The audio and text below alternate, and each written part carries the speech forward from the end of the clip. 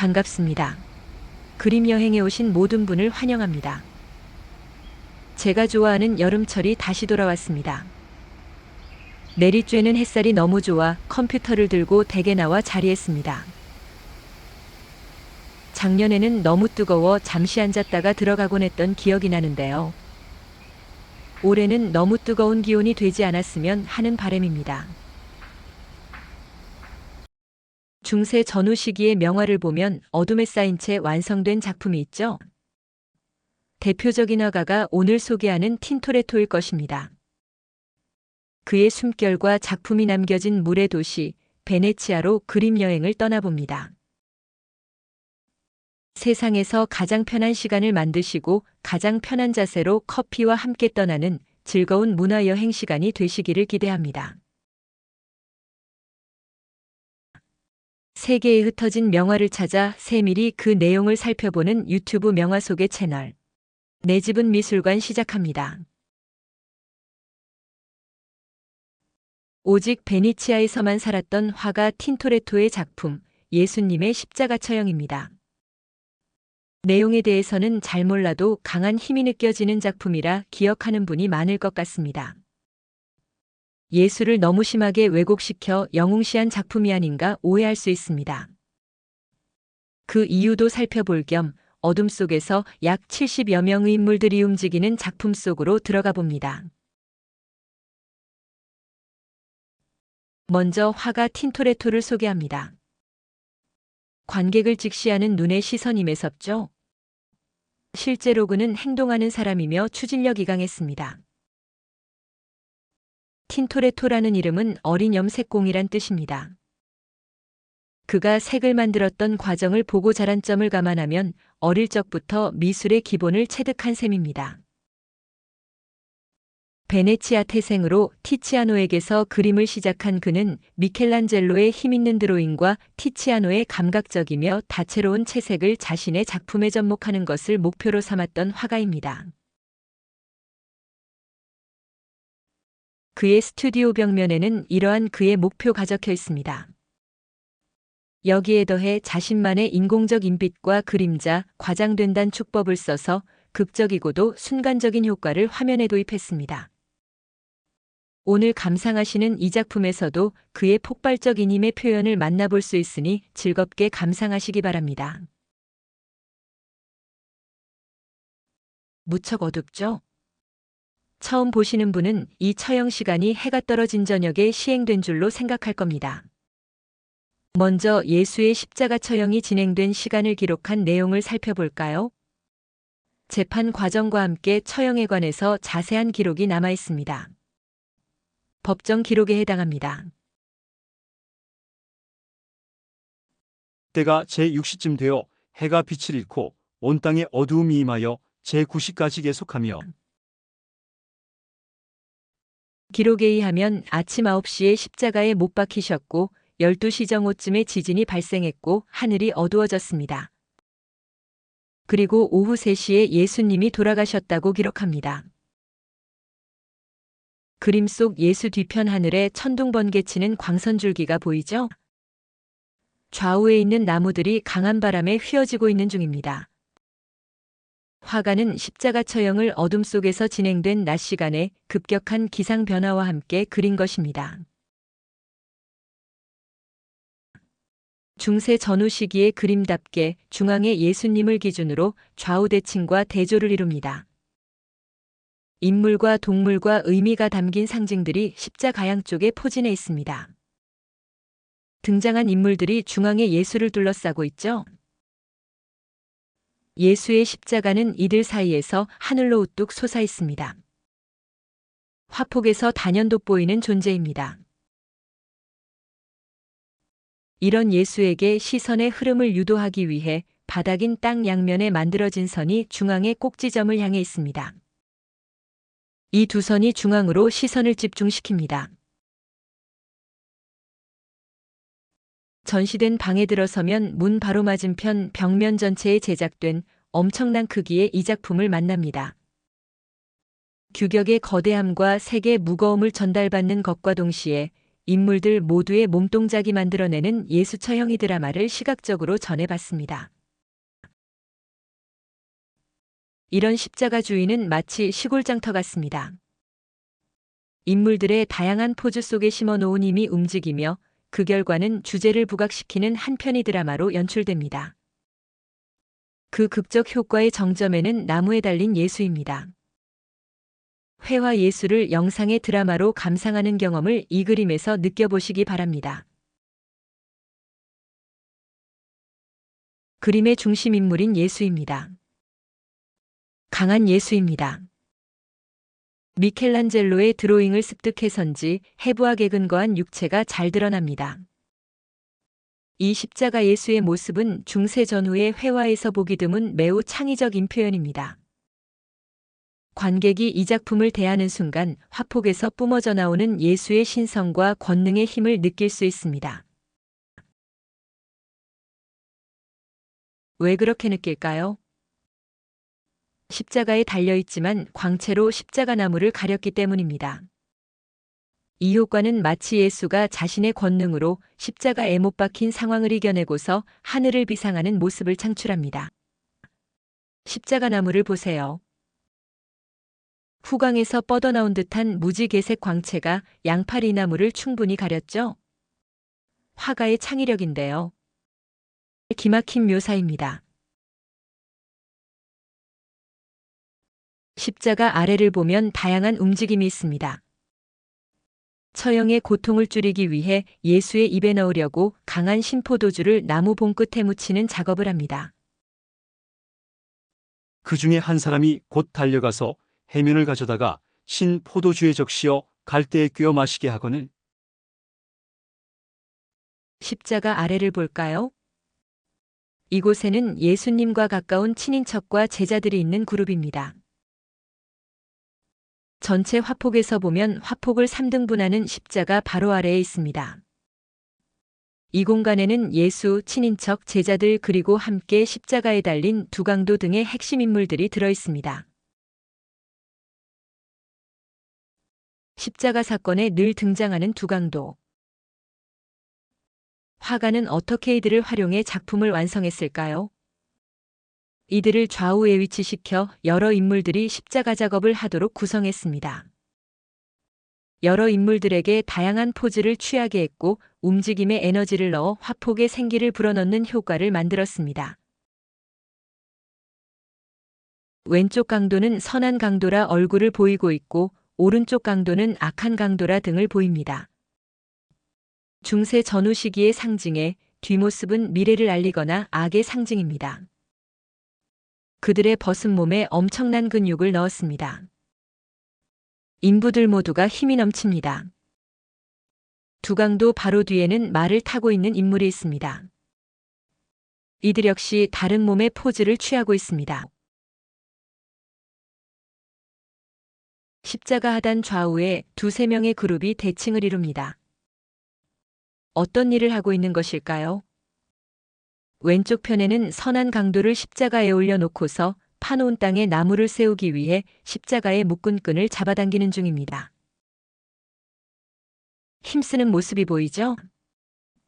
격렬한 몸동작으로 이들 역시 에너지를 뿜어냅니다. 인부들 아래에는 여러 가지 연장들이 놓여 있는데요. 16세기 연장들을 볼 수 있습니다. 이번엔 우측 인물입니다. 이곳 역시 십자가 나무를 세우기 위해 땅을 파고 있습니다. 놓인 연장들도 비슷합니다. 그런데 구석에서 몸을 숨긴 것 같은 두 인부들은 무엇 하는 걸까요? 손을 보면 하얀 구슬 같은 것이 보이죠? 현재 그들은 예수님의 옷을 차지하기 위해 제비 뽑는 중입니다. 예수님의 신성을 상징하는 하늘 청색과 붉은 의상이 두 인물들 아래 위로 보입니다.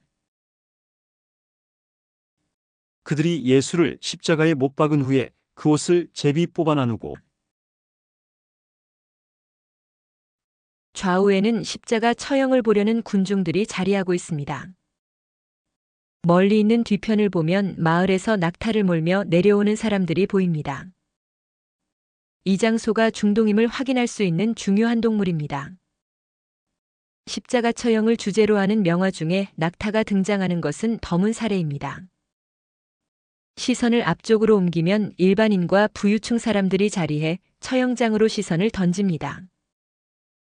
개 중에는 어린아이까지 함께 있는 가족도 보입니다. 맨 앞쪽에는 화려한 장식을 한 백마와 갑옷을 입은 사내를 발견합니다. 그는 오른손으로 예수를 가리키며 무엇인가 지시를 내리는 중입니다. 과연 이 남성은 누구일까요? 이 남성을 짐작할 수 있는 표현들이 몇 가지 있습니다. 우선 이 남성은 철갑을 입었으며 십자가 뒤편의 인물이 SPQR이란 휘장을 들고 있습니다. SPQR은 이탈리아 로마에 가면 어디서나 쉽게 볼 수 있는 고대 로마 공화국의 정부를 지칭하는 이니셜입니다. 오늘날에도 로마시의 공식 상징으로 사용되고 있습니다. 그리고 이 남성을 추정할 수 있는 또 한 가지 요소는 말발굽 바로 앞에 놓인 화살과 화살통입니다. 외양이 너무 고급스러워 일반 병 사용은 아닌 것 같습니다. 이 모든 것을 참고해 이 남성의 정체를 추측해보면 로마군 장교 같습니다. 십자가 기록에 이 남성에 해당하는 한 인물이 있습니다. 예수를 보며 무언가 언급하는 손짓을 하고 있고 장교급에 해당하는 갑옷을 입고 있고 로마를 상징하는 깃발이 있는 것을 보면 로마군의 장군으로 해석될 수 있습니다. 그렇다면 예수를 하나님으로 고백했던 로마 장교 백부장으로 해석할 수 있겠습니다. 예수를 향하여 섰던 백부장이 그렇게 숨지심을 보고 이르되 이 사람은 진실로 하나님의 아들이었도다 하더라. 구절을 참고해 보면 그가 지금 손짓하는 것은 부하에게 명령하는 것이 아니라 저 예수야말로 정말 하나님의 아들이라는 말을 하고 있음을 알 수 있습니다. 이렇게 그를 백부장으로 추정하는 결정적 이유는 또 하나 있습니다. 그가 탄 백마가 오른쪽 말발굽으로 앞의 무기를 가리키는 듯한 묘사입니다. 그가 이 화살통의 주인임을 알리는 표현이 될 수 있습니다. 회심한 사람이 살인 용무기를 내려놓은 듯한 표현입니다. 화폭 전체로 바라볼 때 그가 왜 선한 강도가 있는 예수님 오른편에 있는지도 알게 됩니다. 이번엔 시선을 오른쪽 편 군중들에게로 옮겨볼까요? 이곳도 왼편과 같은 구성입니다. 멀리서는 나귀를 타고 오는 사람들이 보이고 일반인들과 사회적 위치가 높은 말을 탄 인물들이 보입니다. 이곳에는 말들이 많이 등장합니다. 딱딱한 흙과 돌멩이에 부딪히는 말발굽 소리가 화폭 밖으로 울려납니다. 왼손을 옆구리에 대고 십자가를 쳐다보는 인물들이 있죠. 기록에 따른 대제사장과 바리새인일 수 있습니다. 갑자기 어둠이 몰려오며 하늘이 깨지는 듯한 울림이 있을 때 어떤 생각이 들었을까요? 이 혼란한 와중에도 강아지 한 마리가 말발굽 아래에 숨어 있습니다. 어디서나 귀여운 댕댕입니다. 그림 여행을 마무리할 때가 되었는데요. 이 작품에 숨겨진 상징들을 찾아보겠습니다. 제 영상을 시청하시는 분들에게 가장 유익한 정보를 제공하는 시간이 될 것 같습니다. 혹시 미처 발견하지 못한 상징들이 있다면 댓글로 남겨주세요. 이 내용이 주위에 많이 전해질 수 있도록 좋아요와 구독, 그리고 공유를 부탁드립니다. 먼저 시선이란 주제로 살펴보겠습니다. 두 개의 시선입니다. 작품을 대충 보게 되면 이 중요한 시선이 보이지 않습니다. 어쩌면 가장 중요한 화가의 메시지일 수 있는데도 말이죠. 선한 강도와 예수의 시선입니다. 멀리서 보면 예수가 하늘로 비상하는 모습이지만 자세히 보면 고개를 숙여 선한 강도를 쳐다봅니다. 서로 쳐다보는 시선과 함께 양팔이 평행하게 구성된 것도 보이시죠? 철저한 구성을 이루려 한 작가의 흔적입니다. 이 작품에는 구원에 관한 상징이 두 개 있는데요. 그 중에 하나가 이 시선입니다. 구원을 이루시는 시선입니다. 다음으로 발견되는 상징은 사다리입니다. 높은 십자가가 있으니 당연히 사다리가 필요하겠죠? 그래서 당연히 있는 사다리라고 생각하기 쉽습니다. 그렇게 쉽게 생각하면 이 사다리가 지닌 화가의 메시지를 발견하지 못할 수 있습니다. 어떤 상징이 있을까요? 그림 전체에서 보면 왼편 바닥에 사다리가 놓여 있죠? 보기엔 평범하지만 고급 도상에 해당합니다. 그냥 사다리가 아닙니다. 구원의 길이라는 회화적 표현입니다. 사다리가 선한 강도편에 놓여 있는 이유이고 오른쪽 악한 강도에는 이 사다리가 없는 이유입니다. 그림 여행을 마치기 전에 의문 한 가지를 설명드리도록 하겠습니다. 왜 화가는 이렇게 강한 예술을 그린 것일까요? 먼저 두 종류의 작품을 보시기 바랍니다.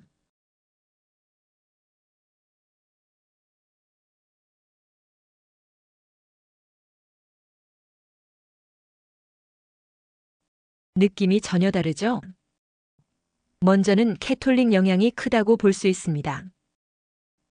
종교개혁 이후에 캐톨릭에서 권능을 지닌 강한 예술을 추구하는 회화를 지향한 결과입니다. 다음으로는 렘브란트의 그림처럼 외형적으로는 약한 분이지만 신적 권능을 지니신 분이므로 강한 예수로 표현해낸 것입니다. 그럼 이 작품은 어떻게 해석하면 될까요?